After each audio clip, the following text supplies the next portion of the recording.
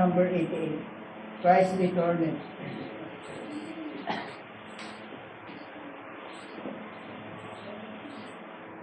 Amen po ang ginagawa. It may be at morn. Unang verse, ready? Sing. It may be at morn, when the day is awaking, when sunlight through darkness and shadow is breaking, that Jesus will come in the fullness of glory to receive from the world his own. Oh Lord Jesus, how long,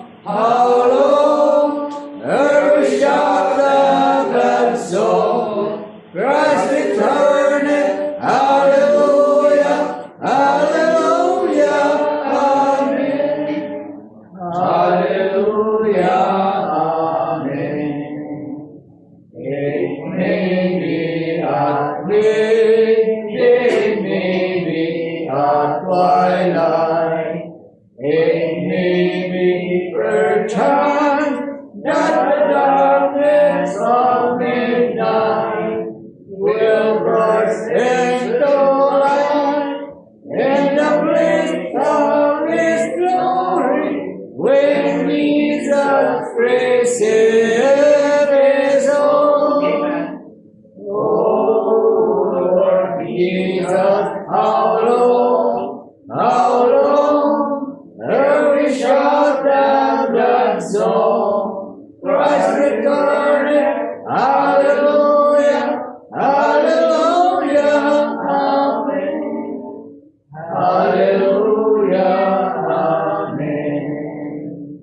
Why will I go down from heaven descending, with glorified saints and the angels attending, with great on His throne, like a banner of glory, will Jesus receive His own. Oh Lord Jesus, how long, every shout and song, Christ returning, hallelujah, hallelujah, amen. Hallelujah, amen. Oh joy, oh delight, should we go without crying? No sickness, no sadness, no dread and no crying. But up through the clouds, with our Lord unto glory, when Jesus receives His own. Oh Lord Jesus, how long, every shout and glad song, Christ returned, hallelujah, hallelujah, amen. Hallelujah, amen. Amen.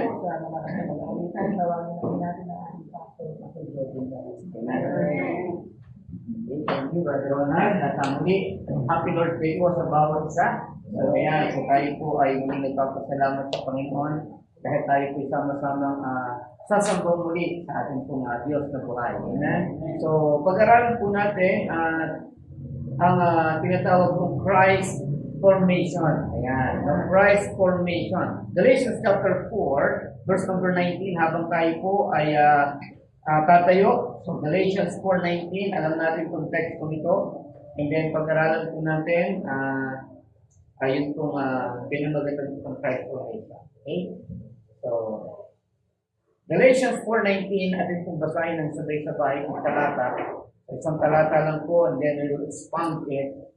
At tingnan natin, ano nga ba yung Christ formation? No? Tayo nga ba ay may tinatawag na Christ formation? No? At ano ba ang dapat, no, na ating hulma sa panahon ito? Okay, Galatians 4:19, nandiyan na po kayo. Okay. Basahin po natin ang sabay-sabay. Please already ready, begin. My little children, of whom I travail in birth again until Christ be formed in you. Again, ayos ko kung basahin muli sa inyo, my little children. Mga maliliit kong anak, sabi niya.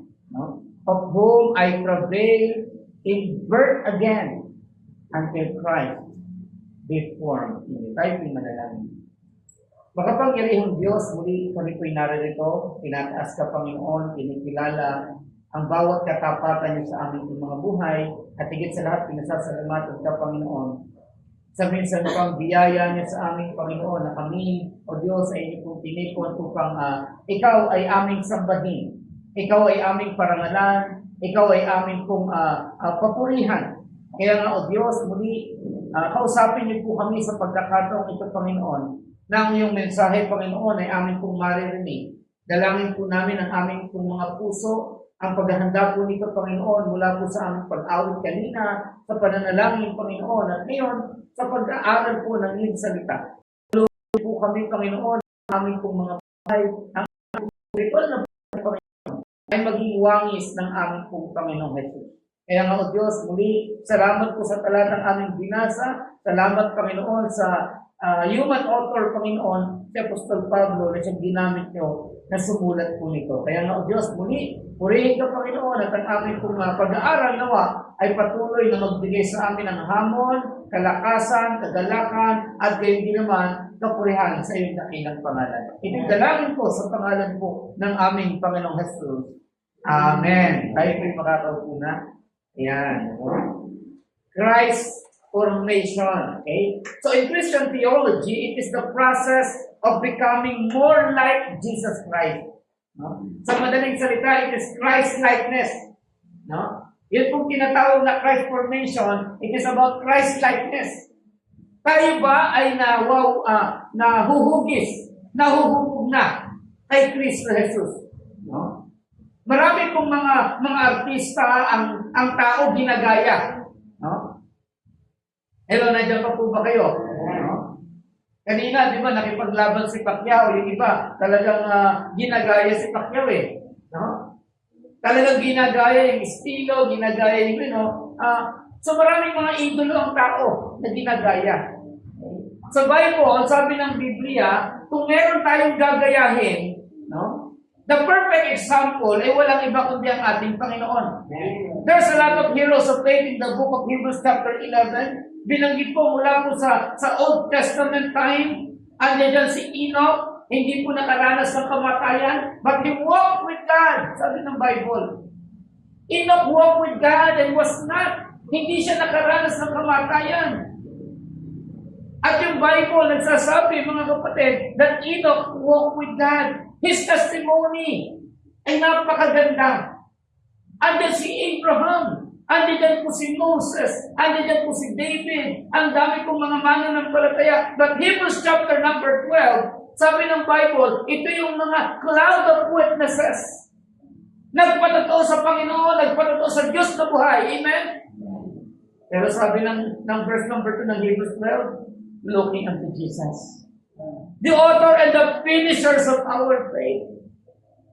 There's a lot of example, but the perfect example is the Lord Jesus Christ. Kung meron tayong mga nakita na magagandang patotoo sa Biblia, si Daniel in the lion's den, the three young Hebrews, Hananiah, Mishael, and Azariah, who walked in the midst of fire, pero hindi nasunog because the Son of God was there. Amen? Nandoon po ang Panginoong Jesucristo. It was, sabi ng Bible, 4 silang naglalakad. But again, I say it unto you, na walang isang napakadakilang halimbawa maliban sa Panginoon. Kung mayroon man tayong gagayahin, kaya nga di ba Christian, Kristiyano tayo. Dapat ang Kristiyano, meron pong Christ formation, Christ-like spirit. Hello, nandiyan pa tayo? No? Simpleng bagay lang po. Ito po yung basic na dapat maintindihan po natin. So Christ formation, again, it is becoming more like Jesus Christ. It involves a transformation of one's inner or sinner being, aiming to align one thoughts, no? Yung kanyang kaisipan, one thoughts, desire, action with Christ's character and teaching. No? Yung characteristics ng Panginoon, yung kanyang aral. Kahapon may Bible study ako, sabi niya, Pastor, talaga nga bang hindi na kailangan gumawa ng mabuti para maligtas. Yes, para maligtas. Hindi kasama ang paggawa ng mabuti. Pero hindi ko sinasabing masama yung gumawa ng mabuti. Tama yan, pero after salvation, yan ang dapat gawin. Kasi bakit nasa Kristo na eh? Therefore, if any man be in Christ, he is a new creature, all things are passed away. Behold, all things are become new. In 2 Timothy chapter number 2, verse number 19, nevertheless, the foundation of God is standeth sure, having this seal. May selyo, sabi ng Biblia, may palatandaan. No? Having this seal, the Lord knoweth them that are His. Kilala ng Diyos kung sino yung nasa Kanya. And let everyone that nameth the name of Christ depart from iniquity. Yung tangan-tangan, yung daladala ang pangalan ng Panginoon, yung nangangaral ng pangalan ng Panginoon, ay dapat lumalayo sa kasamaan. Ganyan ang ginawa ng Panginoon. In 1 Peter, tingnan niyo po chapter number 4, look at this. 1 Peter chapter number 4, unang Pedro,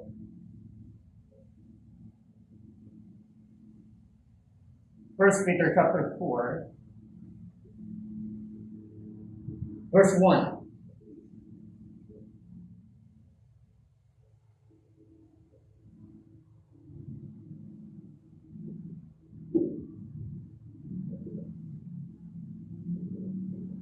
Nandiyan na po kayo? Ito sabi ng Bible, verse 1. For as much as then as Christ had suffered for us in the flesh, no? Nagkatawang tao ang Panginoon, tama po? And arm yourselves likewise with the same mind. Okay? Arm yourselves likewise with the same mind. Maging katulad na kaisipan ni Kristo. Ang katulad ng ganitong kaisipan. Sabi ng Biblia, for he that had suffered in the flesh had ceased from sin. Bagamat siya nagkatawang tao, sabi ng Biblia, hindi po siya nagkasala. That he no longer should live the rest of his time in the flesh to the lust of men. But what? But to the will of God. Kalooban ng Diyos. Nagkatawang tao siya para gawin ang kalooban ng Ama. Amen? Nandiyan ba po ba kayo? Tayo po, yes, nasa katawang tao tayo. Sabi ng Biblia, tayo na nasa katawang tao, gawin din natin ang kalooban ng Diyos. Di ba pinagtatalunan pa nga yan ng mga ng mga relihiyon Si Jesus daw, tao lang. No? Kasi sabi nila, katawang tao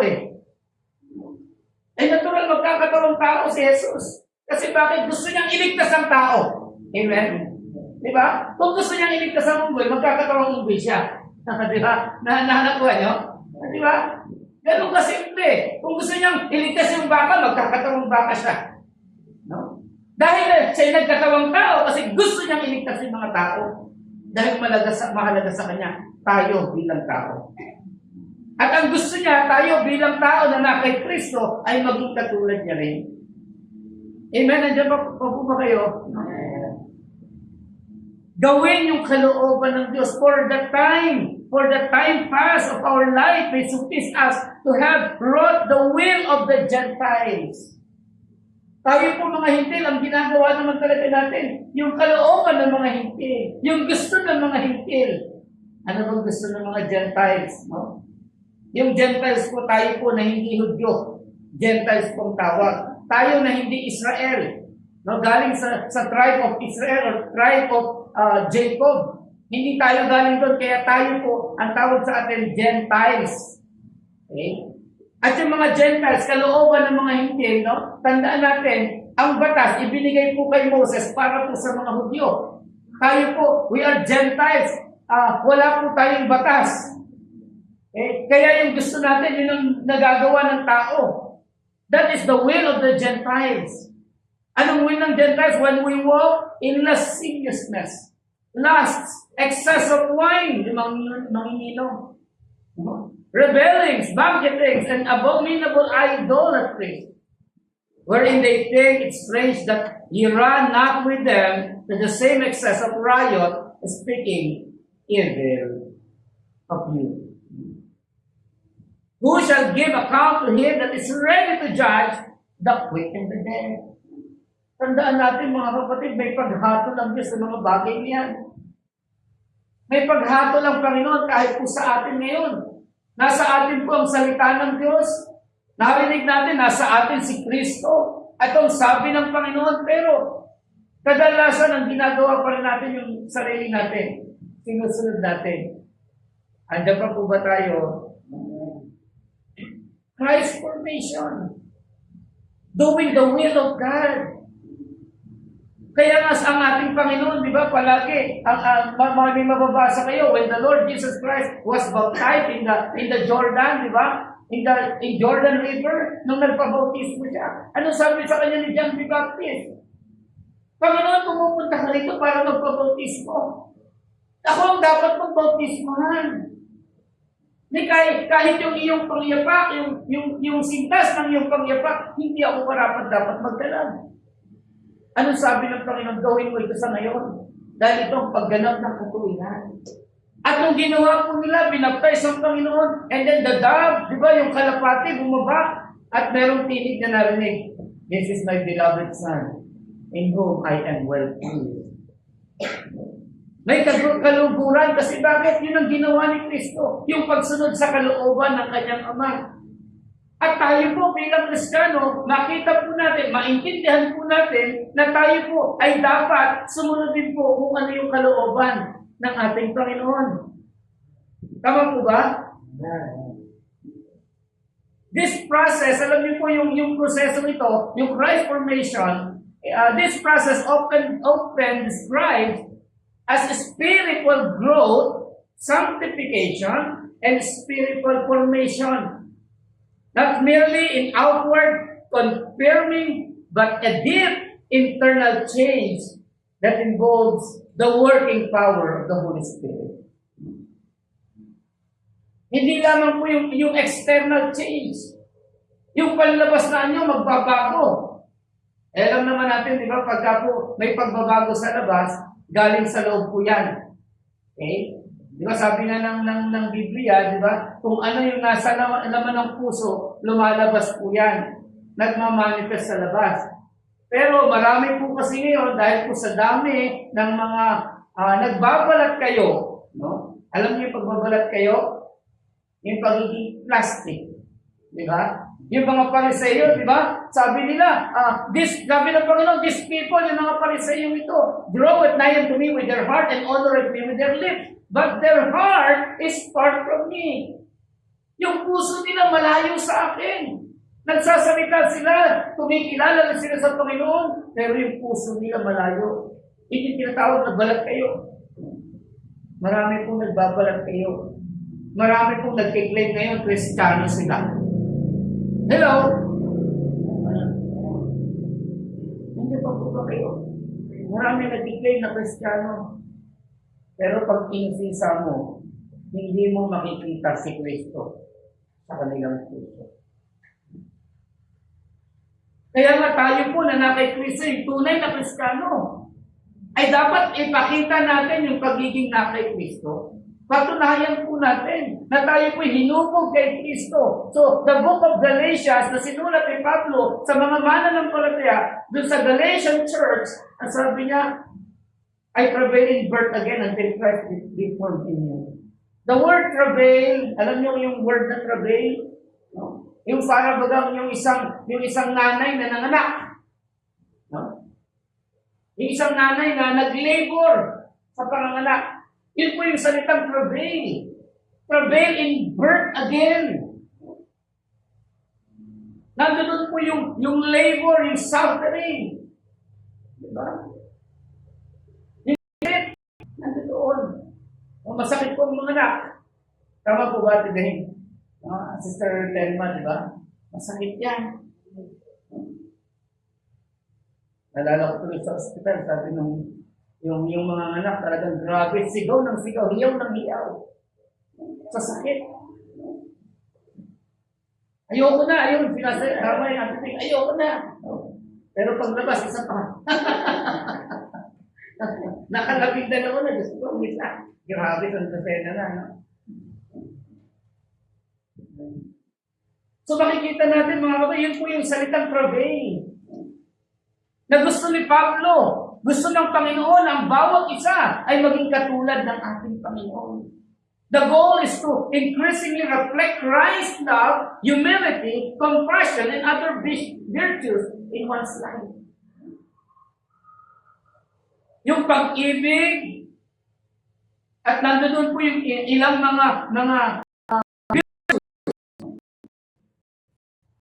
sabi ng Biblia again, di ba? Sabi ng Ephesians chapter 2, verse number 10, nung naligtas tayo, for by grace you are saved through faith, and that not of yourself, it is the gift of God.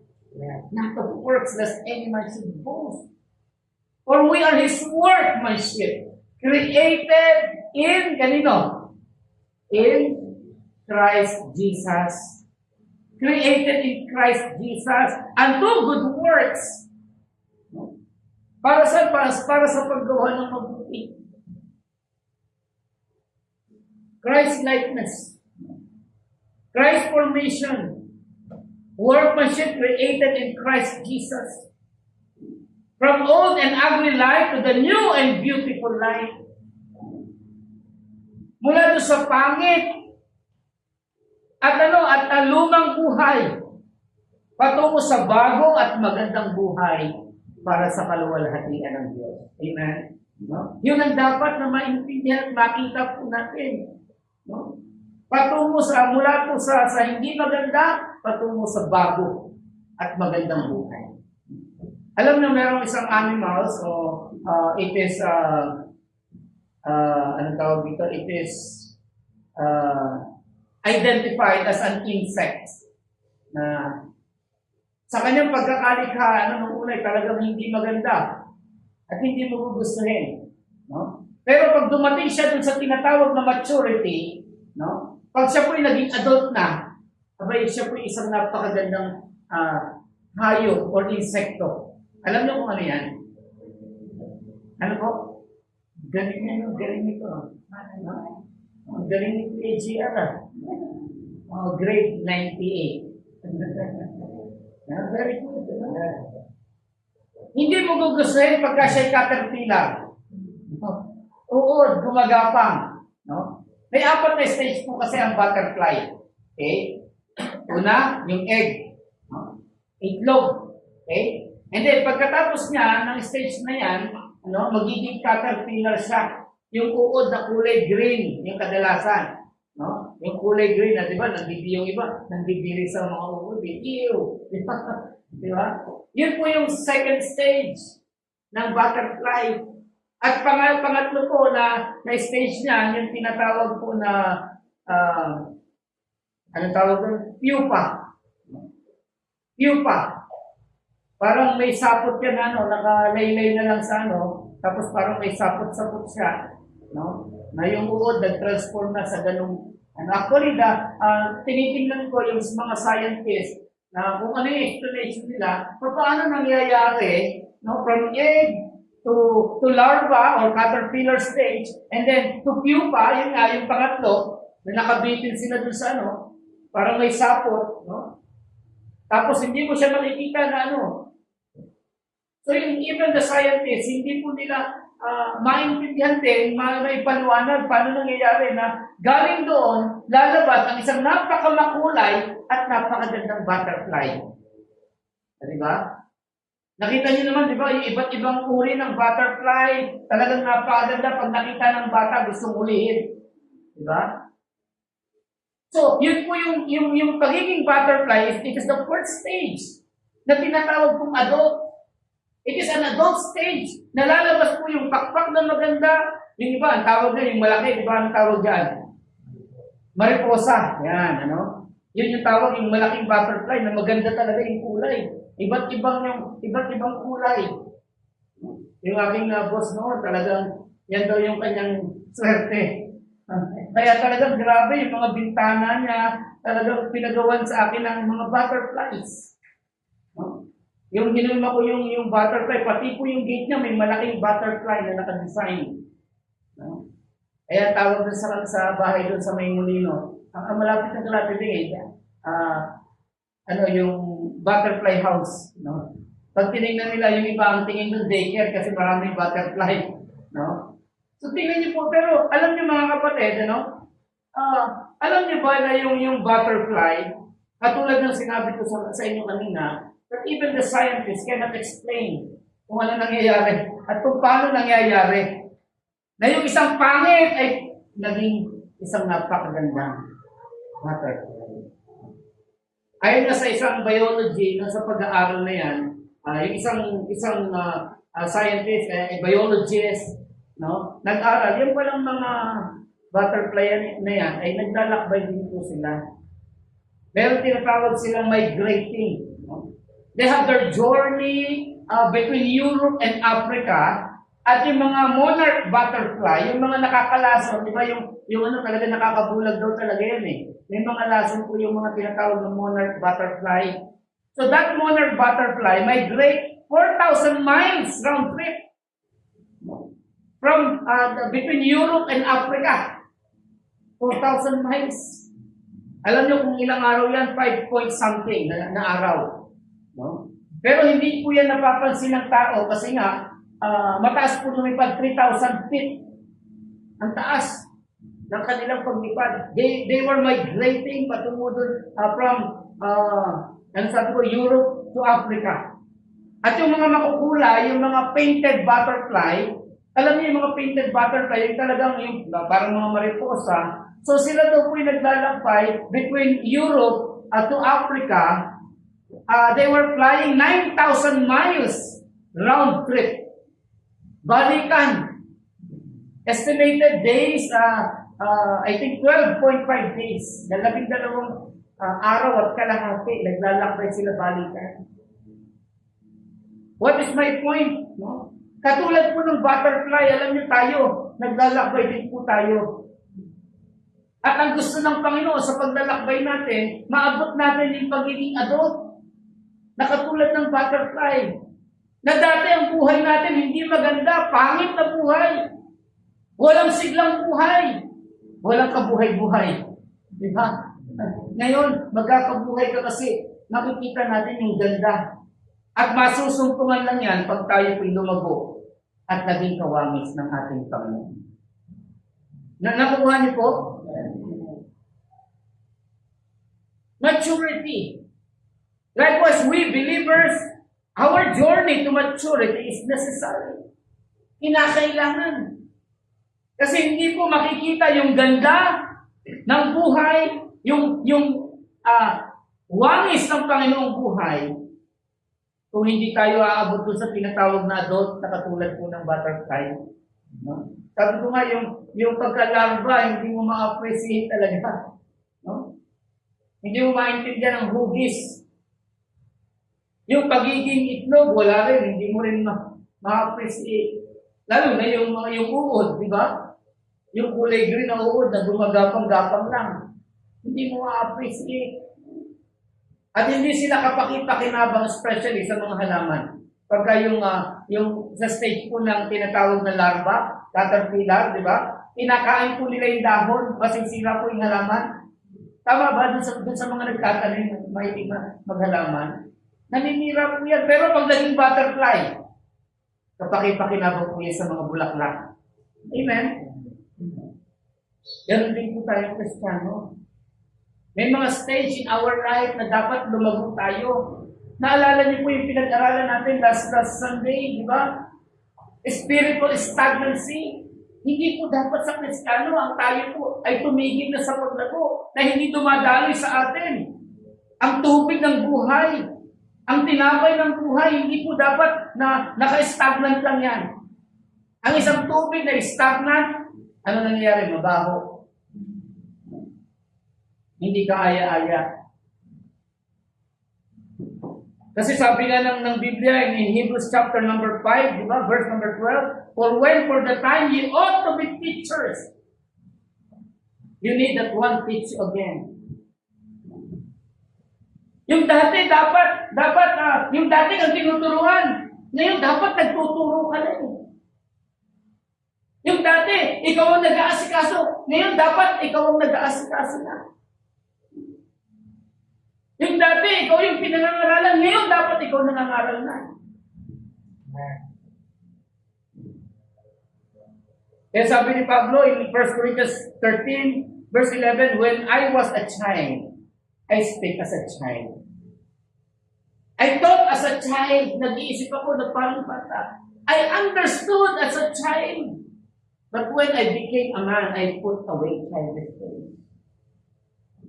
Inaalis na yung mga ugaling bata. Yung isip bata, inaalis na yung pagiging isip bata.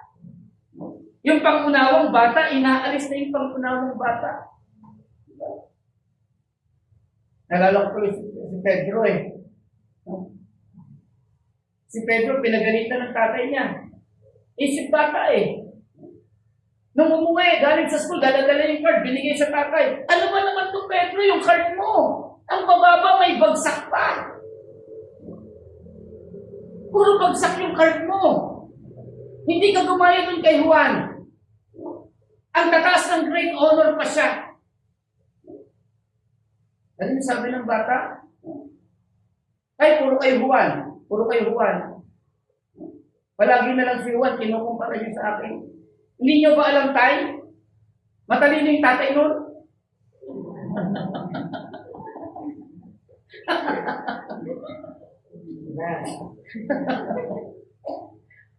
Sabay na ba? Sinisip na yung tatay, hindi na matalino yung tatay. I understood as a child, I thought as a child, but when I became a man, I put away childish things. Kaya nga maintindihan natin mga kapatid, tayo po ay habang tumatagal, nadadagdagan tayo ng taon, nadadagdagan tayo ng edad, dapat yung stage ng adult, katulad po ng butterfly, nakikita yung ganda ng buhay. Nakikita yung kinang ni Kristo sa atin. Matthew chapter number 5, verse number 16, let your light so shine before men, that they may see your good works and glorify God, which is in, your Father, which is in heaven. Glorify your Father, which is in heaven. Mabibigyan lang natin ng kaluburan, magniningning lamang yung ating pong buhay sa liwanag ni Kristo. Pag nakita sa atin yung patotoo din ni Kristo. Amen? No? Yung testimony ng ating Panginoon. Alam nyo yung sa butterfly, meron pong tinatawag na, ang tawag po doon sa pagbabago po ng stage ng butterfly. Again, from egg to larva, from larva to pupa, and from pupa to adult. Alam nyo may tawag po dyan. Ang tawag po dyan is metamorphosis. Naano nyo na ba yan? Narinig nyo na po ba yan? O hindi pa, ito po ulit, metamorphosis. Ayan, narinig nyo na siguro. Dalawang beses ko na sinabi. So, yung metamorphosis, alam nyo, sa Greek word, ang Greek meaning po niyan is about transformation or change. No? Ako dati, hindi ako rin mahilig din mag-aral, ano? Kaya nga sabi ko, pinili ko basketball kasi baseball na, graduate yan eh. So, hindi ako mahilig mag-aral, pero narinig ko na yung metamorphosis. No? But as I study, ang kahulugan pala niyan sa Greek ay transformation. At sa Bible, ang ibig sabihin ng transformation, we should be transformed in the image of His Son. Kaya nga sabi natin, ang tawag sa atin, Kristiyano. Christian. Christ-like. Tayo po ay na kay Kristo at ang na kay Kristo ay dapat makita yung bagong buhay. Pagbabago. Nagtanong, nakikita ba sa atin yung pagbabago? O baka mamaya, nandun pa rin tayo sa kalalagayan that we are like an egg. Sa butterfly. Egg stage pa lang din. Ang tagal ng Kristiyano, ganun pa rin, itlog pa rin. Pag tinanong, pag nag-exam, itlog pa rin. Di ba? Ang hilig sa itlog eh. No? Sana hindi na po itlog. Sana larva na tayo. Pagkabago pa lang. No? Umuusan unti-unti. Nadadagdagan yung karunungan at kaalaman. Pagkatapos ng larva, ano yung sabi natin? Pagkatapos ng larva, ano po? Ayun, opa daw, opa. Yung pa, hindi opa. Kabisado ni Kuya GR, ano? Isipin nyo mga kapatid, hindi, pagka po tumatagal na, hindi lang po pupa, kundi nagiging adult na. Butterfly na. Okay? Ang ganda ng butterfly tingnan.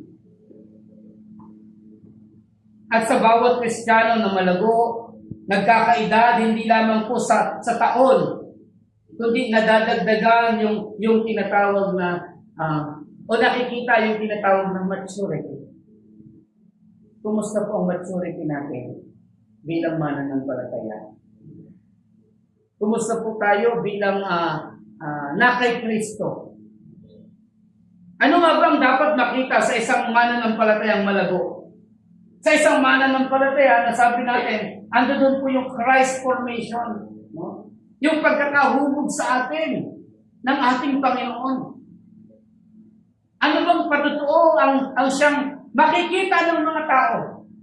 2 Corinthians chapter 3, verse number 2. Alam niyo sabi ng Biblia, ye are our epistle written in our hearts, known and read of all men. Binabasa at inaalam tayo ng mga tao. Hindi natin napapansin yung ating mga kapitbahay, tinitingnan tayo.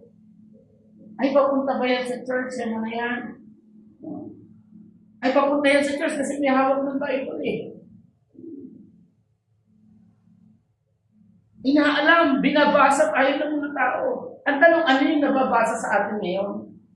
Yung pagiging paru-paro ba? O pagiging immature na Kristiyano? I'm sorry for the word. Immaturity. Sana makita po yung ganda ng pagiging na kay Kristo. Para saan? Ay, yung paru-paro po na napakaganda, alam niyo ginagawa ng bata, hinahabol. Sinusundan, tama po? Di ba? Yung Kristiyano na malago, naaakit yung mga tao, sinusundan. Amen? Nakaka-influensya. Saan nga ba nakaka-influensya ang mananampalataya? 3 puntos po. Ang isang malagong mananampalataya, no? Nakikita po yung kanyang karakter dun sa tinatawag na appetite, no? Appetite. A-P-P-E-T-I-T-E. Our appetite, no? Sama na natin yung atin pong, sa Tagalog yan yung gana. Appetite. No? Hindi 3, 4. Appetite. Appetite, sorry. No? Yung appetite po, ang kahulugan po niyan, it is a natural desire to satisfy bodily need or spiritual need. Ito yung paghahangad, yung gana natin. No? Pagdating sa pagkain, di ba, yung pagkain. Saan ba tayo magana? Ano yung paborito yung pagkain? Halimbawa, ano yung paborito ng Pilipino? Filipino dish, yung ulam. Sinigang, kare-kare, di ba? Ano po? Adobo, yan. No? Iba-iba yung lasa natin. No? Pero pagdating sa gana, pag yan ang hinain sa atin, sigurado, no? Taob ang kanin, taob ang kaldero. Di ba? Kasi may gana ka eh, tama? Ganado tayong kumain. Yun po yung sinasabing appetite. Matthew chapter number 4, verse number 4, ano sabi ng Panginoon? And Jesus said unto him, as it is written, man shall not live by bread alone, but by every word that proceeded out of the mouth of God. Hindi lamang sa tinapay tayo dapat may gana. Sa pagkain pisikal, hindi lamang doon. Masarap yung adobo, masarap yung lechon, masarap yung kare-kare, masarap yung sinigang. Pero mas masarap kung may gana tayo sa salita ng Diyos. Amen? Nandiyan pa po ba kayo? Spiritually, dito tayo lalago. Nakikita sa isang malagong Kristiyano yung paghangad natin, yung gana natin sa salita ng Panginoon. Nasaan ang gana po natin? Nandiyan pa po ba kayo? Tayo nga ba'y ganado pa rin sa tinatawag na salita ng Diyos? Our appetite. Naghahangad pa rin ba tayo na mapakinggan natin yung tinig ng Diyos sa panahon natin? Ito yung panahon na sinabi po ni Pablo, ipangaral ang salita dahil darating ang panahon for the time will come when they will not endure sound doctrine. Hindi na makakatiis sa tamang doktrina.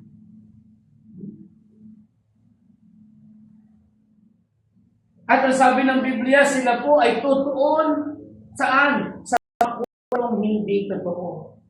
And they shall turn their ears from the truth and shall be turned into fables.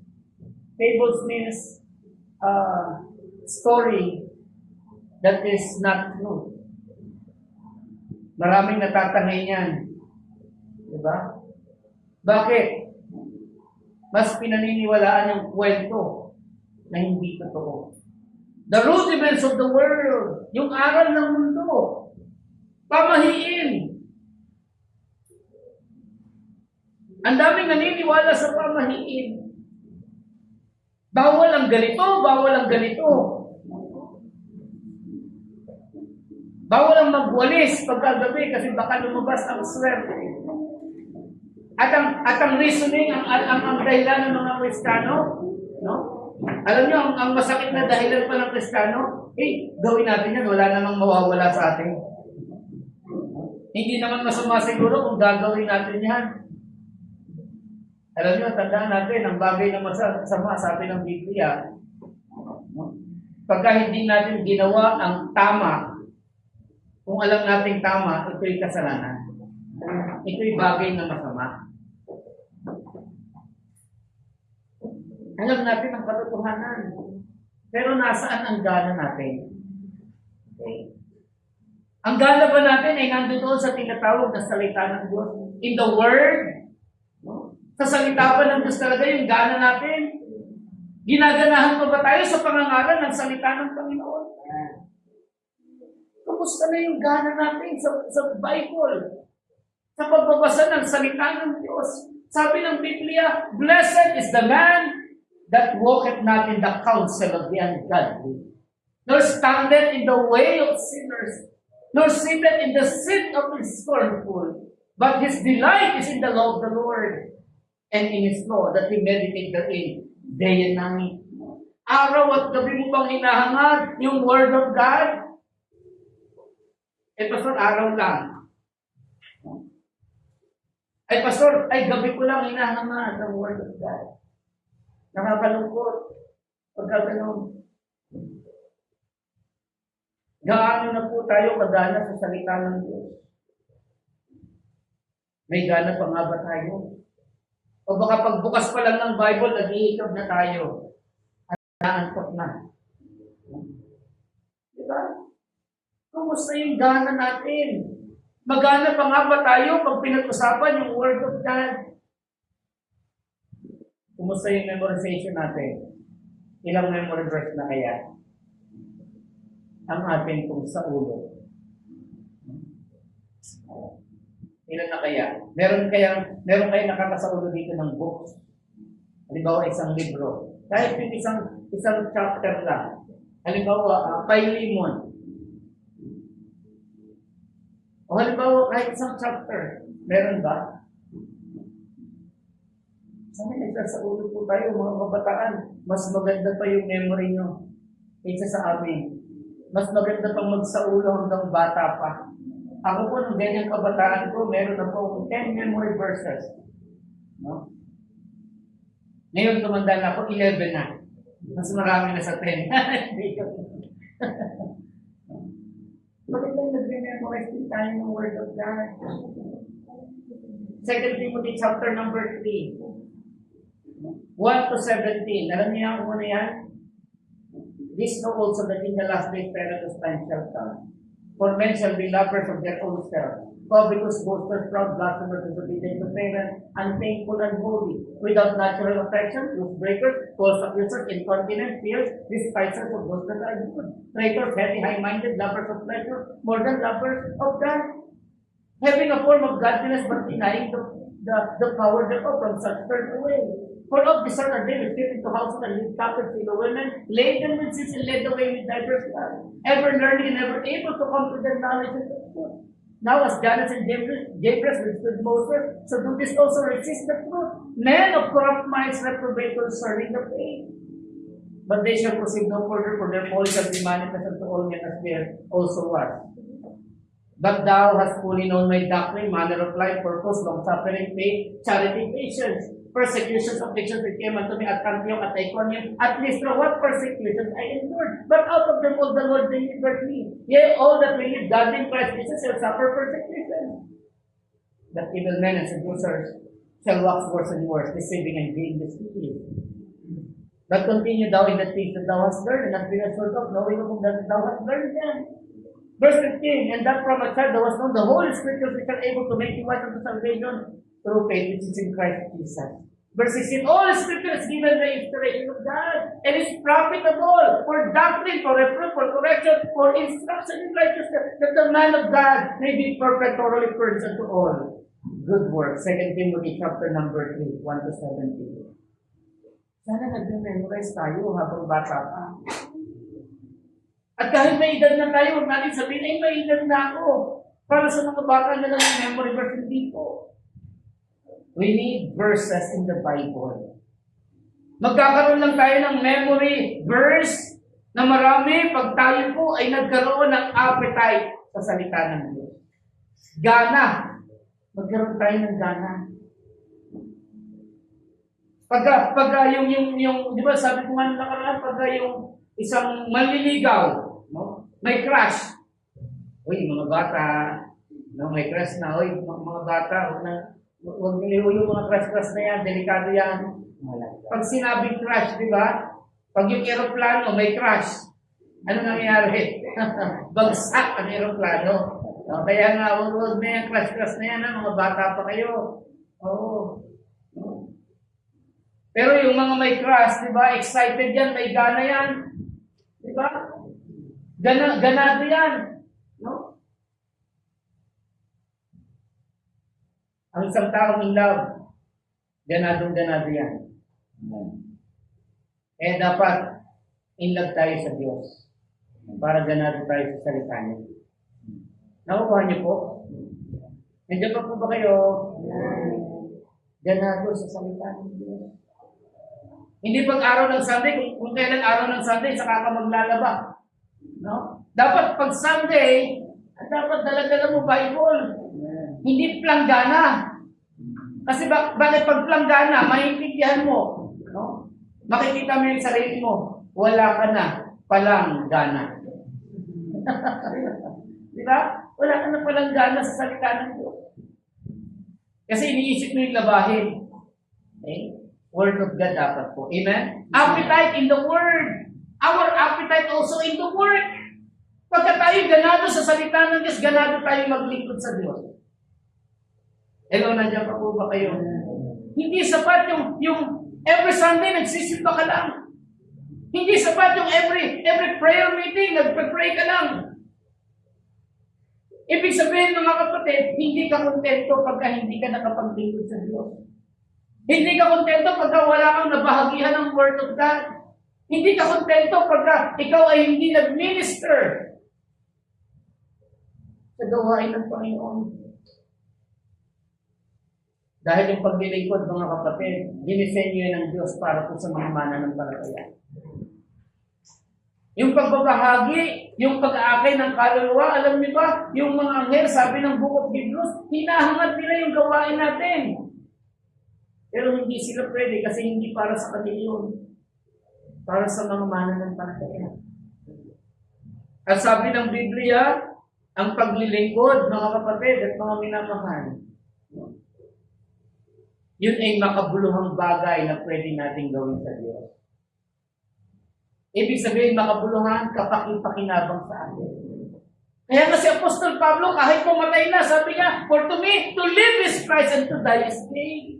Ang mamuhay ay kay Kristo, maglingkod kay Kristo, ang mamatay ay pakinabang. Kapakinabangan. Our appetite in the Word, our appetite in the Word. Si Joshua, nung mamamatay na, anong sabi niya, anong hamon niya sa mga Israelites? Pumili kayo ngayong araw. Choose you this day whom you will serve. Whether the gods of the Amorites which are in the other side of the flood, or the gods of the Ammonites in whose blood you dwell. But as for me and my house, we will serve the Lord. Sa ganang akin at sa aking pamilya, kami maglilingkod sa Diyos. The appetite, our appetite in the Word, our appetite in the Word, and even our appetite, alam niyo kung saan pa, dapat may gana tayo sa mga himala ng Diyos. In the wonders. In the Word, and even in the wonders. Pag sinabing wonders, miracles. Yung kahanga-hangang bagay, yung mga himalang bagay. Alam niyo ba na ang Diyos ay Diyos ng himala?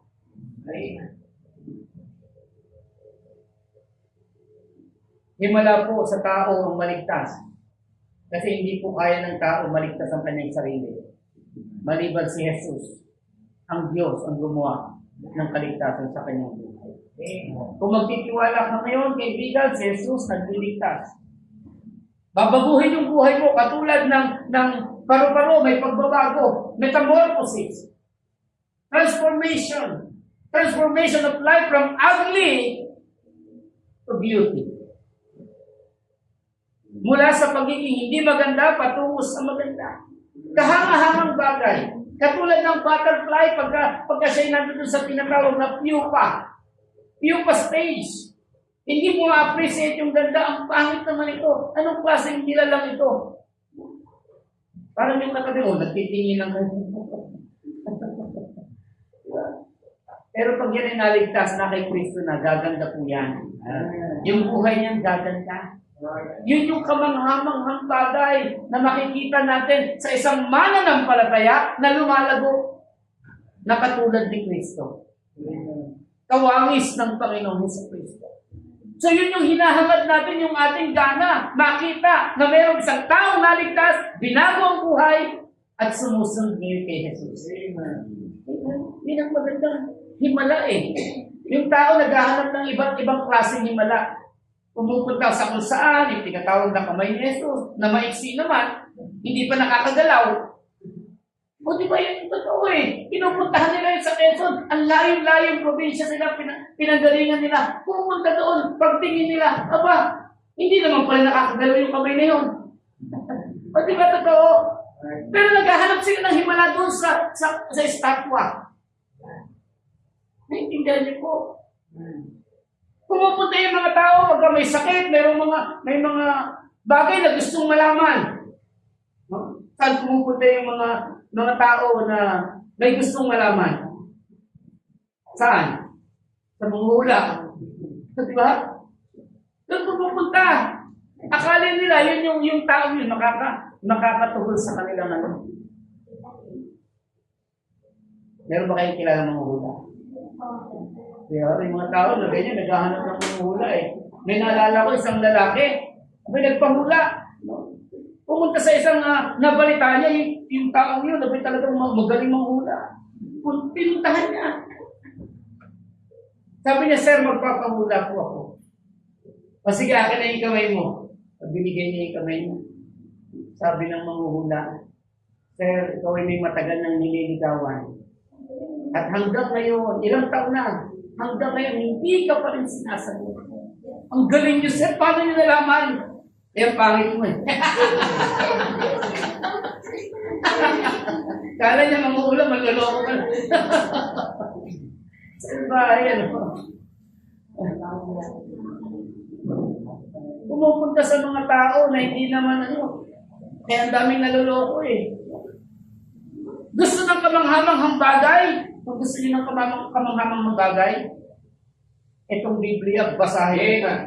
Ang daming kamanghamanghang bagay na ginawa ng Diyos. Bumuhay ng patay. Nagpagaling ng may karamdaman. Yung bulag nakakita. Yung pilay nakalakad. Yung pipi nakapagsalita. Yung dini nakarinig. Yun ang ginawang kamanghamanghang ng Diyos. Pero still, hindi pinaniniwalaan ng tao. Kasi bakit? Ang gana ng tao, yung appetite ng tao, hindi sa Panginoon. Doon sa mga bagay na gusto lang nila. Eh, di ba, pagka nagtayo ka ng Miracle Crusade, naalala niyo, pagka Miracle Crusade, dinadagsa ng tao eh. Ang daming mga may sakit, nagpupuntahan. Naghahangat ng kagalingan eh. Miracle Crusade. Andiyan dyan yung mga talagang sikat sa mga Miracle Crusade eh. Pagka ginanunan ka ng kamay, may tumutumba. May sumasalo naman sa likod. Kaya natutumba. Nagpapatumba naman. Marami pong mandaraya ngayon. Hindi nila kasi kilala ang Diyos. Diba? Meron pa nga dyan, di ba nagsabi, sinong gusto ng himala? Taas ang kamay, dami nagtaas. No? Sinong gusto mag-abroad? Gusto pumunta ng Saudi. Diba? May mga ganun pa. Ang tindi ng mga mga mabulak lang na salita eh. Taas naman yung gusto pumunta ng abroad, pumunta ng Saudi. Okay, sa Sabado, bumalik kayo, dali niyo yung passport niyo. Balik naman, hindi mo ututo. Balik ang mga ututo. Dala yung passport. No? Sabi ng mga aral, sino yung gusto pumunta ng Saudi na bumalik na may passport? Taas ang passport. Balutin ang panyang pula. Bumilang ng 5, 1, 2, 3, 4, 5. Nasa Saudi ka na. Ang tindi ng no? Grabe, ang daming nagdadaya. Gusto niyo ng blessing? Sino may payong? Taas ang payong, tinaas naman nila. Balik na rin yung payong. May naglalaglag ng kaya hindi sa taas. Sa helicopter. Para masalado yung blessing, balik na rin yung payong. Ang dami pong panloloko. Kasi ang tao, mas hinahangad yung himala. Kaysa doon sa Diyos na gumagawa ng himala. Nakukuha niyo po. Our appetite in the Word, and even in the wonders. Ang isang malabong Kristiyano, yan ay gawa ni Kristo, hindi gawa ng pagsinong tao. Katulad ng paru-paro na kahit na scientist, hindi niya maipaliwanag kung paano nangyari. Ng isang opa, pupa, yung pupa ay nagiging butterfly. Hindi niya kayang paliwanag. Pero ang Diyos, may explanation dyan. Okay? Ano ang explanation ng Diyos? Alam niyo kung ano? Tanong na lang natin pag nasa langit na tayo. The second point. Not only our appetite, but also our activities. Nakikita ang isang ganda ng isang mana ng palataya na katulad ng butterfly. Una, pag nakita yung ating gana, our appetite. Pangalawa, pag nakita po yung ating mga ginagawa, okay, our activities. Ano ba ang ginagawa ng isang malagong mana ng palataya? Na kung saan, makikita mo, pag nakita mo yung ganda, parang maaakit ka at susundan mo. O, di ba, sabi ko nga, di ba, yung butterfly, again, yung butterfly, pag nakita ng mga bata, nakakita ba kayo ng butterfly? Ayan. Pag nakita nyo, gusto nyo habulin, di ba? Gusto nyo sundan. Ganyan yung mga bata. Ang application, pag tayo po na mananampalataya, nakita yung ganda, no? Yung iba't ibang kulay ng buhay, bilang nasa Kristo, susundan tayo ng mga bata. Susundan tayo ng mga tao. Kasi nagandahan sa atin eh. Sa buhay ng meron tayo. Sa buhay na kung saan meron kang Kristo. At nakikita sa atin yung magandang mga gawain. So sinabing activities, it is action or the process of doing something. Ano ba yung activities na dapat meron ang isang mananampalataya na katulad o kawangis ng Panginoon? Alam niyo yung gawain niya lagi? Una, pangangaral. Preaching. Yan po yung letter A. That is the activities of being a Christ-like or Christ formation. Pag nahubog sa atin si Kristo, ano bang activity ng Panginoon? Palaging nangangaral at nagtuturo, tama? Preaching! Preaching repentance, repent and be baptized. Yun ang ginagawa lagi ng Panginoon. At ngayon, yung na kay Kristo, katulad ni Pablo, nangangaral din lagi. Kahit sa dako si Pablo, nakulong na lahat-lahat, nangangaral pa rin. Nangangaral. Naalala ko si Kuya John Ray. No? Nung mag-a-apply ng trabaho, sabi niya, pupunta ako sa NBI.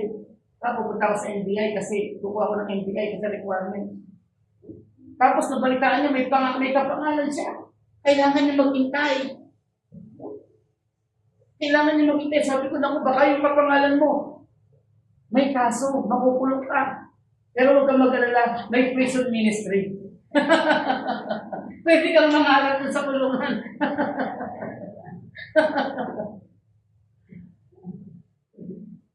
Prison ministry. Preaching! Amen? Nangaral tayo si Pablo, nangaral hanggang kamatayan niya, nangaral siya. Hindi na hanggang bilangguan, hanggang kamatayan. Nangaral si Pablo. Preach the word, be instant in season, out of season. Ipangaral ang salita. At sabi niyo sa verse 5, for I am now ready to be offered, verse 6. Sabi niyo, for I am now ready to be offered, and the time of my departure is at hand. Improve the work of an evangelist. Preaching, that is the activities na dapat meron tayo. Sa panahon ito, na ang tao po, sabi ng Biblia, ay mapapahamak sa lugar ng impyerno. Sa panahon ito na maraming taong ligaw, lihis, liko, kailangan nila ng Word of God. How beautiful are the feet of them that bring glad tidings of good things.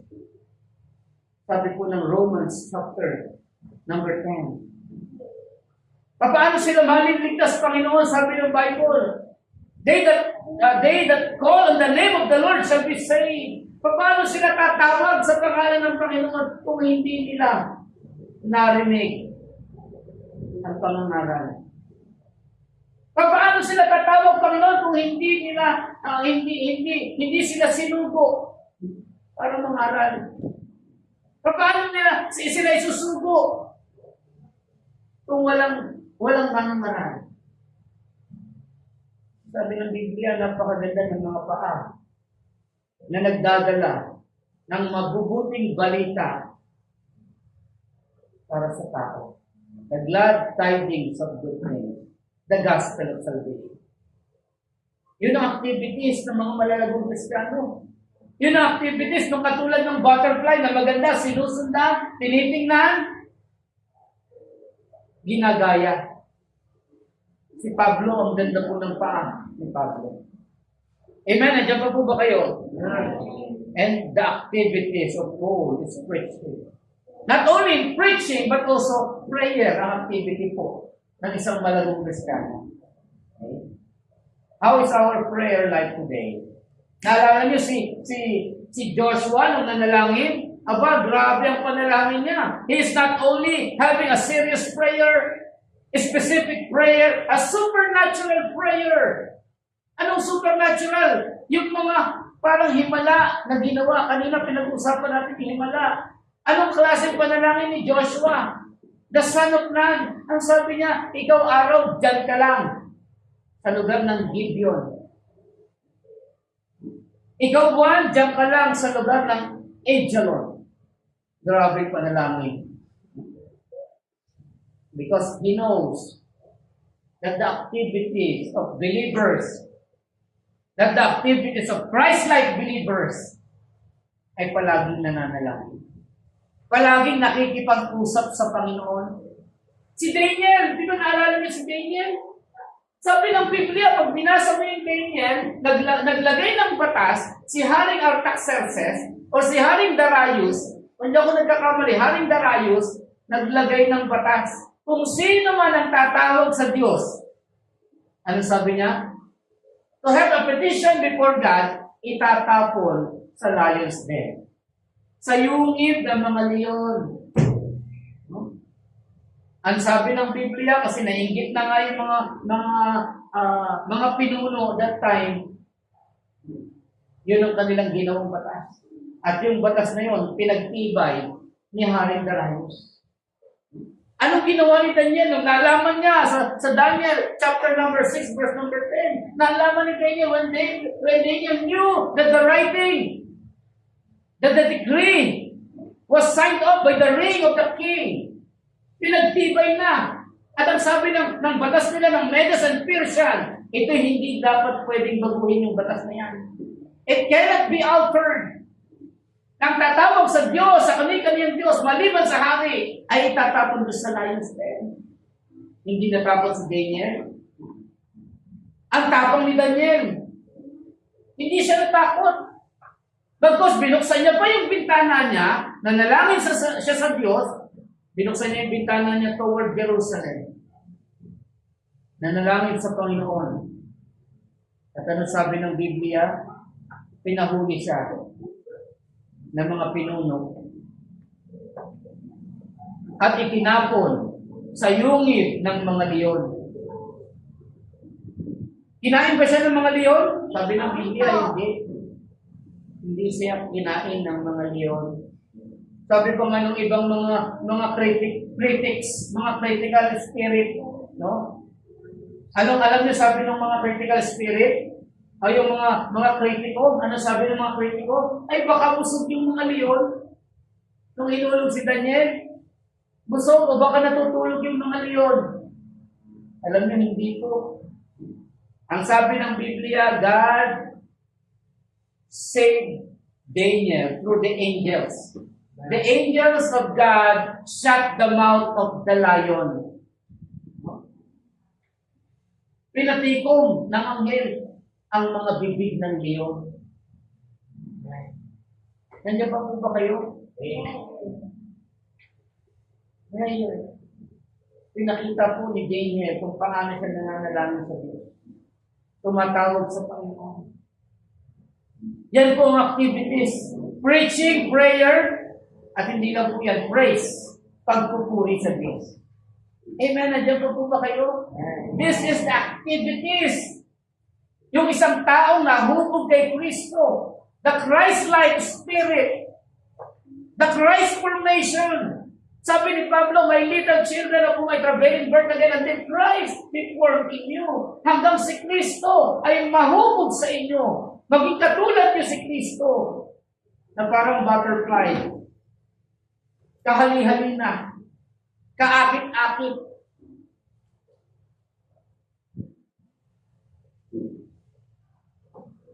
At ang sabi ng Biblia, ang activity ng isang malabong Kristiyano, nagpupuri sa Diyos.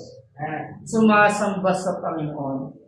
In Hebrews chapter number 13, alam niyo, ang sabi po ng Biblia, sa aklat po ng Hebreo, 13, talatang 15, verse 15, by Him therefore let us offer the sacrifice of praise to God. The sacrifice of praise to God continually. That is the fruit of our lips, giving thanks to His name.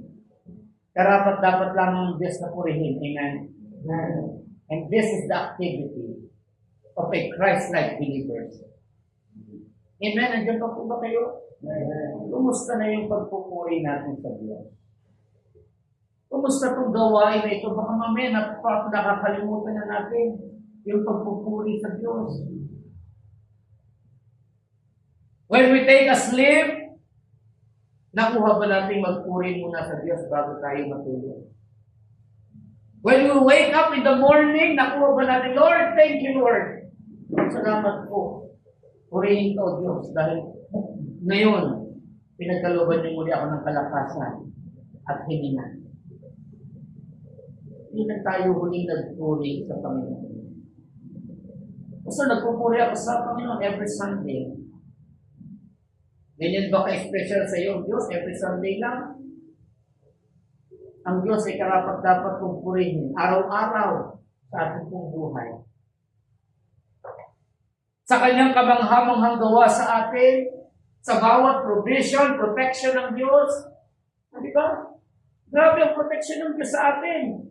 Sabi, kabilang viruses nagkalat sa mundo ito. Bacteria. Napakarami. Leptospirosis. Alam niyo leptospirosis? Di ba? Alam niyo ba yun?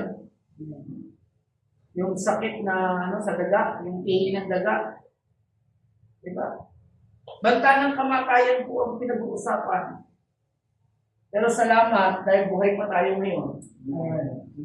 Sabi ko nga kanina, yung nung pandemic, di ba? Grabe po yung pandemic na dinanas ng tao natin, di ba? Nung pandemic, di ba? Yung ubo, pumunta sa ospital, nagpa-check up. Paglabas ng ospital, abo. Isipin niya, di ba? Ubo lang. Paglabas, abo. Grabe, no? Yung talagang buhay, kamatayan. Nakalimutan na kasi magpuri sa Diyos, eh. Eh, totoo po yan, umubo lang. Meron akong nabalitaan, ubo lang, namatay, umubo, namatay. Ganun ba, Pastor? Paano nangyari, Pastor? Umubo lang, namatay. Kasi yung isang babae, yung may kalaguyo. Yung kalaguyo niya lalaki, nagpunta sila sa isang bahay at sinundan ng asawa. Nung nakita nila, yung asawa papasok na, may daladalang ita at saka baril, yung lalaki na alam yung ginawa, nagtago sa cabinet. Eh yung cabinet, mga likabok, inubo! Ano nangyari? Patay! Ubo lang, patay. Di ba? Di ba? Delikado. Kaya tayo habang may buhay, tayo bilang Kristiyano, katulad, kawangis ng Panginoon, magpuri sa Diyos. Amen. Magpupuri. Yan ang dapat na gawain ng isang Kristiyano na wangis ng Panginoon. Pangatlo na po, huli na. Ang sabi natin, ang isang Kristiyano na wangis ng Panginoon, ipinakikita una yung gana. Gana saan? In the Word, in the work, and even in the wonders. Pangalawa, ang pinakikita yung gawain. No? Our activities, yung ginagawa o yung gawain natin. No? Our activities ay preaching, prayer, and praise. At ang pangatlo is about our attitude. Ayan. Yung ugali natin. Okay? Our behavior. Philippians 2 verse number 5, let this mind be in you which was also in Christ Jesus. Yung kaisipan. Kasi pag nabago yung kaisipan natin, kasunod niyan, mababago na yung ugali natin. Hello, nandiyan pa ba kayo? Lahat tayo may ugali. Tama? Ugali, dalawang klaseng ugali, magandang ugali at masamang ugali. Pero ang tama, ang nakay Kristo, ay may tama at magandang pag-ugali. Kaya masabi ng Panginoon, again, Philippians 2, verse number 5, let this mind be in you. Maging kaisipan nyo ay katulad ng kaisipan ni Kristo. In 1 Timothy chapter number 3, verse number 15, but if I tarry long, sabi ni Pablo, that thou mayest know how thou oughtest to behave thyself in the house of God, the pillar and ground of the truth. Yung ugali natin, ayusin natin. Kaya ng Panginoon, even yung sa kanyang makalupang ministeryo, in Matthew chapter number 5, alam niyo, tinuro niya din sa Mount, sa Galilee, the Sermon on the Mount, alam niyo, tinuro niya doon, Beatitudes. Ano yung ibig sabihin, Pastor, ng beatitude? Beautiful attitude. Magandang pag-uugali. Hindi masamang pag-uugali. Beautiful attitude. Kumusta yung pag-uugali natin? Sa harapan ng tao, sa harapan ng mga mananampalataya, sa harapan ng Diyos, kumusta na yung pag-uugali natin? Isa sa malungkot na kasabihan, ano? Sabi na may kasabihan yung isang lalaki, sabi niya, lalo na patungkol sa mga babae. Kasi minsan, di ba, hindi po, yung beautiful attitude nawawala eh. Nagiging, instead of best attitude, nagiging best attitude. Hello? Hindi best, hindi beautiful, best attitude. Beast mode. Alam niyo yung beast mode? Parang ganyan sa katabi na tingnan. Ganyan, beast mode. Dapat best mode. Diba? Pero hindi ba beast mode? Sabi ng isang lalaki, yung babae daw, mainit ang ulo, nagiging beast mode. Dati, pagka meron siyang yung tinatawag na regla. Ngayon, beast mode ang mga babae daw beast mode. Pagka walang pera. Diba? Isang gano'n na eh. Eh sabi nga naman, parang adobo daw yung babae. Hindi kompleto pag walang toyo. Pero kidding aside, may mga pag-uugali tayo na kailangan ibaguhin. Okay? Nandiyan pa po ba kayo? There's a lot of attitude na dapat po natin ibaguhin. Ang attitude na na kay Kristo at kawangis ni Kristo, alam niyo kung ano meron sa Kanya? Una, pagmamahal. Love. Yan yung the best attitude. Na ang Diyos minahal ang tao, sabi ng Bible, but God commended His love toward us while we were yet sinners, Christ died for us. Minahal ng Diyos ang tao kahit na siya'y makasalanan pa. Hello, nandiyan pa po ba kayo? Yan yung napakagandang attitude. Unconditional love. Minahal ka ng Diyos hindi dahil mabait ka. Minahal ka ng Diyos na hindi dahil nakapag-aral ka. Minahal ka ng Diyos hindi dahil matalino ka o mayaman ka o maganda ka. Minahal ka ng Diyos dahil sa Diyos ng pagmamahal. Yan ang Diyos. Diyos ng pagmamahal. Yan ang attitude ng Panginoon. Kahit anong sama, si Pablo pumatay ng Kristiyano. Si Moses pumatay po ng Egyptian. Pero ginamit na leader ng Diyos. Si Abraham, nagkasala din si Abraham. Sabi niya kay Sarah, Sarah, sabihin mo kapatid kita. Pero anong ginawa ng Panginoon? Si Abraham ay naging father of faith. Kasi bakit? Mabait ba si Abraham? Masasabi natin mabait. Ama ng pananampalataya, pero minahal siya ng Diyos because God is love. Yan yung kanyang attitude. Amen. Yan yung kanyang attributes. At hindi lang yung pag-ibig na sinasabi ng Diyos. Kundi yung kanyang attitude, alam niyo, Philippians chapter 2, mula sa 6 hanggang verse number 8, alam niyo sabi ng Bible, o sama na natin yung verse 5, let this mind be in you, which was also in Christ Jesus, who being in the form of God, thought it not robbery to be equal with God. Hindi niya inisip yung kanyang sarili na katulad siya ng Diyos Ama. Pero pareha sila talaga, sila iisa lang. Pero hindi niya inisip na gano'n. Thought it not robbery to be equal with God, but made himself of no reputation, and took upon him the form of a servant, and was made in the likeness of man. Ang sabi ng Bible, and he found compassion as a man. He humbled himself and became obedient unto death, even the death of the cross. Humbled! Anong attitude? Hindi lamang po love, kundi lowliness. Humble Humbleness ang ibig sabihin, mapagpakumbabang Diyos. That's why, lagi ko sinasabi, tayo po na kay Kristo, tayo na lumalago kay Kristo, tayo na maging wangis ni Kristo, ay hindi dapat mayabang. Wala tayong dapat ipagmayabang. Hindi po kasalit sa pagiging Kristiyano. At hindi po dapat sa isang Kristiyano ang mayabang. Loneliness, mapagpakumbaba, low profile, hindi pinagmamalaki ang anumang bagay. Hello, nandiyan po ba kayo? Di ba napag-aralan natin? Charge them sa 1 Timothy 6 verse number 19. Charge them that are rich in this world. 18 po pala or 17. Charge them that are rich in this world that they be not high-minded. Kahit mayaman tayo, kung mayaman nga talaga tayo, kahit mayaman, hindi po nagyayabang. Hindi pinagmamayabang kung kayaman.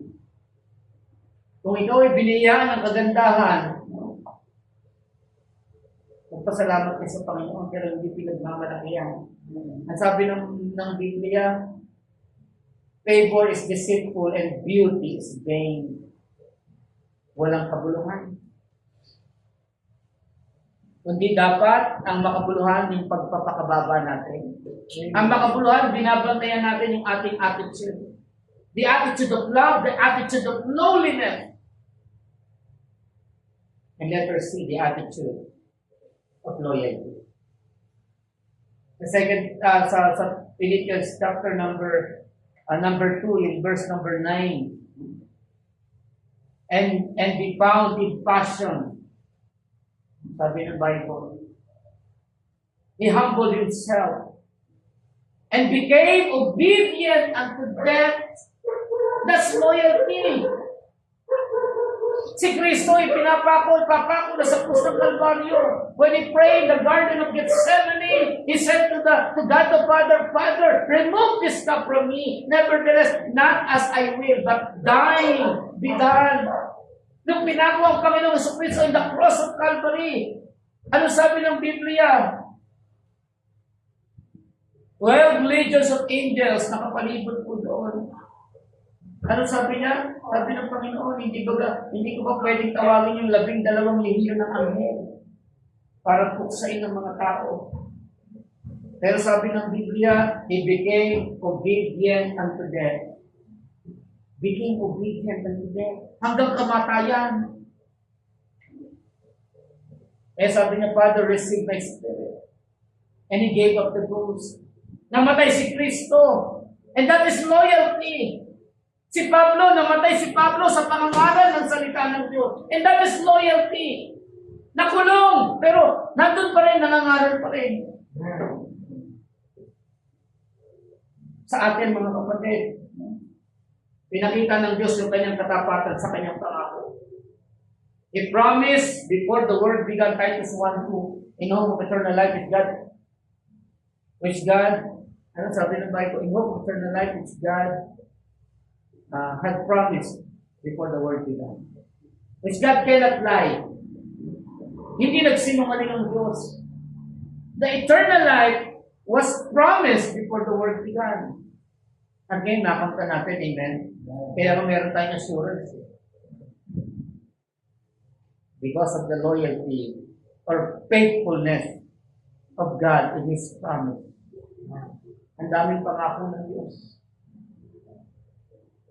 Pero gusto ng Panginoon.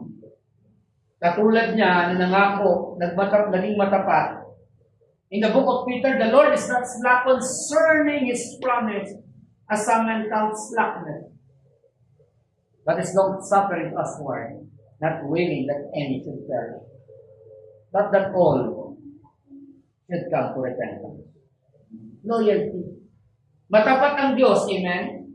At kung tayo kawangis ng Panginoon, dapat yung katapatan nasa atin din. Nakikita din, isa sa mga attitude na dapat makita sa isang Kristiyano na nahubog kay Kristo. Ang tanong, ikaw ba at ako ay nahubog na kay Kristo? Kumusta ang pag-ibig? Kumusta ang pagpapakumbaba, kumusta ang katapat sa atin? Kumusta tayo? Katulad ba tayo ng butterfly na binago ng Diyos mula sa pangit na buhay, pangit na ugali, pangit na sitwasyon, kahit pangit na itsura, pero binago ka na ng Panginoon. Amen. Nakikita na ba sa atin yung tatlong dapat makita sa atin? Ano yung dapat makita sa atin? Una, our appetite. Nasaan ang gana natin? Ano yung pangalawa? Our activity. Nasaan o ano ang ginagawa at gawain natin para sa Panginoon. At ang pangatlo, our attitude. Kumusta na tayo bilang mananampalataya? Tayo kung lahat ay tumayo, yumukot na dalangin. Dakilang Diyos, salamat po sa gabi ito. Thank you, Lord, sa iyong paalala, sa iyong hamon, sa iyong tinig, Panginoon, sa iyong mensahe na ibinigay po sa amin. Salamat po. Tunay, Panginoon, na dapat kaming mga mananampalataya ay maging wangis mo. Dahil sabi niyo sa iyong salita, Panginoon, kami po yung mga ambassador. We represent our Lord and Savior Jesus Christ in our time. And even our life, Panginoon, na nawa magkaroon ng tinatawag na metamorphosis or Christ formation. Na sa aming buhay na ito, Panginoon, makita, mahayag sa patotoo namin, Panginoon, ang aming pong Panginoong Jesus. Na hindi niyo lamang kami niligtas, Panginoon, kundi inayos, pinagaganda ang aming mga buhay upang makita ng tao ang aming pong mga ginagawa, our activities, ang aming mga pag-uugali, our attitude. At gayon din naman, Panginoon, ang aming patuto. Salamat po. Tulungan niyo po kami, Panginoon, na hindi lamang narinig namin ang iyong salita, kundi ito po'y mai-apply po namin, Panginoon. That our appetite, Lord, ay palagi sa iyong salita, sa iyong sa paglilingkod sa inyo, Panginoon, at sa mga kamanghamanghang bagay na ginagawa niyo sa aming pong mga buhay. Pagpalain niyo po, Panginoon, ang bawat isa na nakinig, Panginoon, and I pray, Lord, for those people, those souls na ngayon kasama namin pero hindi pa ligtas, Panginoon, hindi pa rin tiyak kung saan tutungo ang kanilang kaluluwa pagtapos ng kamatayan. I pray for those souls. I pray, Lord, na maligtas po sila sa iyong biyaya. Ito dalangin ko in Jesus' name habang tayo kung nakayuko. Kaibigan, alam mo na ba kung saan tutungo ang iyong kaluluwa pagtapos ng kamatayan? Ang sabi ng Biblia, langit at impyerno lang ang patutunguhan ng kaluluwa ng tao. Pero ang tanong ko, halimbawa ba mamatay tayo ngayon, alam mo ba kung saan tutungo ang iyong kaluluwa? Kung hindi ka, kaibigan, kailangan mo si Kristo. Kailangan mo si Jesus, dahil si Jesus ang tagapagligtas. Lahat tayo makasalanan at ang makasalanan tutungo sa lugar ng impyerno. Kaya nga, ang sabi ng Biblia, may ginawang kaligtasan. May tagapagligtas at meron siyang ginawang pagliligtas sa mga tao. Binayaran niya ang kasalanan natin sa krus ng Kalbaryo. Siya'y namatay, inilibing at nabuhay na muli para ang sino man na mananampalataya sa kanya ngayon ay magkakaroon ng kaligtasan o buhay na walang hanggan. Ang tanong ko sa iyo, kaibigan, handa ka bang manampalataya kay Jesus? Kung handa ka na, bakit hindi mo itaas ang iyong kanang kamay, Pastor? Handa na akong manampalataya kay Jesus. Tataas kong aking kanang kamay bilang patuto. Salamat sa mga nagtaas. Salamat po. Handa ka bang magtiwala kay Jesus niyo? Taas mo lang ang iyong kanang kamay. At si Jesus nakikinig at nakikita ang iyong kamay. Salamat po. Salamat po sa mga nagtaas. Kapatid, para sa iyo ngayong imbitasyon, hindi ko alam kung paano makinausap ng Diyos. Ikaw ba'y wangis ni Kristo ngayon? Ikaw ba'y nahubog na sa anyo ng ating Panginoon? Kung hindi pa, ito yung pagkakataon na magkaroon tayo ng tamang appetite, tamang gana sa salita ng Diyos at paglilingkod. Gana sa mga bagay na kamangha-mangha. Ang Diyos ay makapangyarihang Diyos. Kaya niyang gumawa sa buhay mo at sa buhay ko. O marahil gusto mo yung anyo na kung saan mabago yung iyong attitude, mabago yung mga gawain na dapat natin ginagawa. Hindi ko na pahabain pang imbitasyon. Marahil meron kang gustong ipag-pray sa Panginoon ngayon. Gusto mong maging wangis ng Panginoon sa panahon ito na ang tao, iba't ibang idolo, iba't ibang ginagaya. Pero tayo, sabi ng Biblia, wala tayong dapat ibang gayahin, kundi yung sakdal na halimbawa, perpektong halimbawa, at yan ay ang ating Panginoon Jesus. Halika kapatid, bukas ang altar. Bukas ang altar para tayo manalangin at lumapit sa Diyos. God bless you.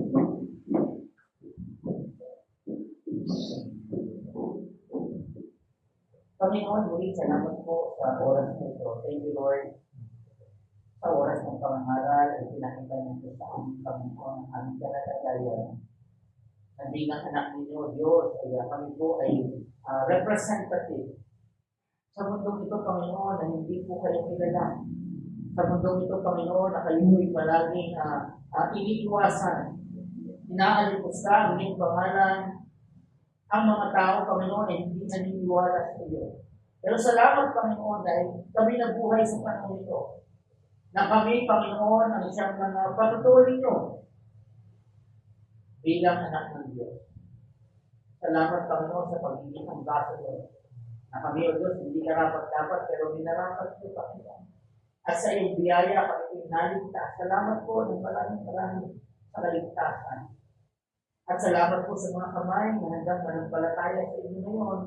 Ikali po kanilang kamay kanina na nagtaas, Panginoon. Ipagdalaw po nawa ang biyaya ng buhay na walang hanggan sa kanila. Ayon po sa kanilang pagtitiwala at pananampalataya. Kahit na nga po sa musmos na kaisipan, I know, Lord, na ang iyong salita ay makapangyarihan. Gagawa po ito sa kanilang buhay, Panginoon. Upang sa kanilang pagkakaroon ng edad ay hindi po malalayo at mawawalay ang aral na nagmumula po sa inyo. Thank you, Lord, for the salvation. Salamat din po, Panginoon, sa iyong mga anak, nangarap po sa altar, lumalapit, ang iba'y nagpapasalamat, humihingi ng tawad, at humihiling sa inyo, Panginoon, ang mga bagay-bagay. Marahil ang iba'y may mga problema, marahil, Panginoon, ang ibang Panginoon ay kinag-usap nyo sa pamamagitan ng pag-ugali namin, na nakita sana ang ugali ng aming Panginoon Diyos.